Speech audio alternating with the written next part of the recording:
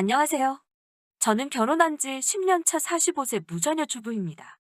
몸이 약한 저를 위해 친정에서는 제가 30살이 되었을 때 작은 골프 의류 매장을 열어주셨어요. 막 사업을 시작하고 얼마 지나지 않았을 때 저랑 비슷한 나이의 남자가 아르바이트생으로 들어오게 되었죠. 그 사람이 바로 지금 제 남편입니다. 남편은 그 당시 사법고시 실패 후 다음 시험 때까지 쓸 돈을 벌기 위해서 제 매장에서 잠시 아르바이트를 하게 된 거였어요. 그런데 어느 날 제가 창고에서 물건을 꺼내다 큰 사고를 당할 뻔했었는데 남편이 몸을 던져 저를 구해줬답니다. 그렇게 저는 사랑에 빠지게 되었어요. 친정에서는 남편의 가능성을 믿어주었고, 그래서 우리는 어렵지 않게 결혼할 수 있었어요. 결혼 이후 지금까지 10년간 남편의 사법고시 합격을 위해 열심히 뒷바라지를 해줬네요. 하지만 번번이 낙방하고 마는 남편을 보고 있으면 이제 한숨부터 쉬게 되네요. 우리 부부에게 자녀가 없는 것 또한 남편의 사법고시 때문이에요. 제가 몸이 약한 이유도 있었지만 남편은 자기가 합격을 한 뒤 자식에게 당당하게 아버지가 되고 싶다고 말해왔고 저 또한 그 말에 동의했거든요. 그렇지만 그때만 해도 남편의 사법고시 준비가 이렇게 길어질 줄은 솔직히 상상도 못했네요. 또한 남편은 결혼 생활 동안 경제 활동을 전혀 하지 않았어요. 결혼 전부터 이미 친정으로부터 지원을 아낌없이 받아왔었고, 제가 하던 사업도 날이 갈수록 잘 되어서 생활을 이어나가는데 문제는 없었지만, 그래도 저도 한 번쯤은 남편이 벌어다 주는 월급을 받아보고 싶었어요. 하지만 남편은 명문대 졸업 이후 계속해서 공부만 했던 사람이라 그런 말은 차마 입 밖으로 꺼낼 수 없었어요. 제가 해줄 수 있는 건 남편이 공부에만 전념할 수 있도록 경제적 지원을 아끼지 않는 것뿐이었죠. 그런데 얼마 전부터 남편의 씀씀이가 눈에 띄게 커졌어요. 원래 이따금씩 친구들을 만나면 삼겹살집에 가서 소주나 한 잔 하고 들어오던 남편이었는데 어느 순간부터 카드 명세서에 와인바가 찍혀 있기도 했고요. 고시생과는 거리가 먼 명품 브랜드에서 쇼핑을 하기도 하더라고요. 일거수일투족 따져 물으면 괜히 남편 자존심 상할까봐 혼자서 미심쩍게 생각만 하고 있었어요. 그러던 중 어느 날 모처럼 대청소를 하는데 남편 서랍 속에 목걸이가 있더라고요. 처음 보는 여자 목걸이였어요. 저는 곧 다가올 우리 결혼기념일에 나에게 줄 선물이라고 생각하고 아무것도 묻지 않고 들뜬 마음으로 기다리고 있었어요.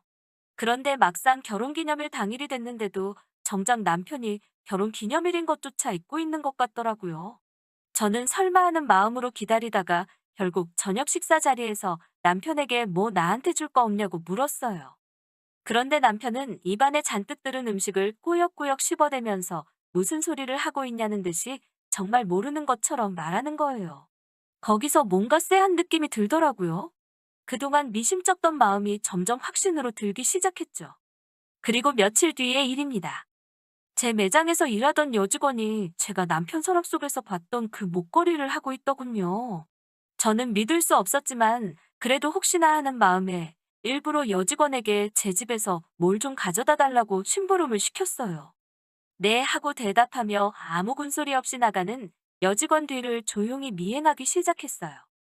그 직원이 벨을 누르자 제 남편이 너무 자연스럽게 현관을 열어주고 들어가더군요. 그리고 저는 그렇게 복도 창문 틈으로 둘의 불륜을 목격하고 말았습니다. 둘이 찰싹 달라붙어 있는 꼴이 아주 가관이더군요. 남편은 여직원에게 조금만 기다리면 자기가 위자료 잔뜩 받아서 이혼할 거라고 말하더군요. 저는 충격에 더 이상 그들의 대화를 듣고 있을 수가 없어서 자리를 피했어요. 그리고 복수를 결심했습니다. 저는 가장 먼저 남편의 신용카드를 다 정지시켜버렸어요. 그러자 얼마 지나지 않아 바로 남편은 혹시 자기 신용카드 정지시켰냐고 물어오더군요. 저는 사법고시생이 무슨 신용카드가 필요하냐며 단칼에 잘라버렸죠. 남편은 황당하다며 항의했지만 저는 무시해버렸어요. 돈이 없어서 그런지 남편도 다시 공부에 열중하기 시작한 것 같더군요. 그렇게 한 달쯤 지났을까 남편의 안색이 너무 안 좋더라고요. 이따금씩 온몸을 긁어대기도 하고 식은 땀을 줄줄 흘리기도 했어요. 계속 춥다면서 한여름에도 옷을 여러 겹 껴입고 말이죠. 밉기는 했지만 그래도 내 남편이라 걱정되는 마음에 유명한 한의원에서 한약을 한 채 지호와 남편에게 먹으라고 주니 한사코 거부를 하더군요. 남편은 한약뿐만이 아니라 그 어떤 것도 제가 주는 건 먹으려고 하질 않았어요. 한 번은 한약을 먹이려고 실갱이를 하다 남편 옷에 쏟고 말았어요. 저는 미안한 마음에 옷을 빨아주겠다고 벗으라고 했는데 남편이 한사코 제 손길을 거부하더군요. 며칠 뒤 시어머니께서 남편에게 주라며 약밥을 지어오셨어요. 그런데 남편이 그 약밥을 한 입 먹고는 바로 쓰러져 버린 거예요. 저와 시어머니는 깜짝 놀란 남편을 바로 근처 병원으로 데리고 갔어요. 그곳에서 시어머니는 의사에게 내 아들이 왜 이러냐면서 혹시 얼마 전부터 며느리가 우리 아들이 싫다는데도 보약이라며 이상한 한약을 먹였는데 혹시 그것 때문에 아픈 거 아니냐고 막말을 하시는 거예요. 마치 제가 남편에게 해코지라도 한 것 같다며 의심을 하시더군요. 그러자 의사 선생님이 이 증상은 그 약 때문은 아니라고 하시면서 뜻밖의 대답을 하시더군요. 바로 남편의 신장이 하나 없다는 거였어요. 저는 그 길로 그 상간녀 집에 쫓아갔습니다. 바로 그 여자 때문이라고 생각했거든요. 나오라고 문을 두들기자 상간녀는 도대체 무슨 일인지 모르겠다는 표정으로 순순히 현관을 열더군요. 저는 너가 내 남편 신장을 팔았냐고 따져 물었죠. 그러자 그 여자는 어이가 없다는 듯 그게 무슨 소리냐고 되묻더군요.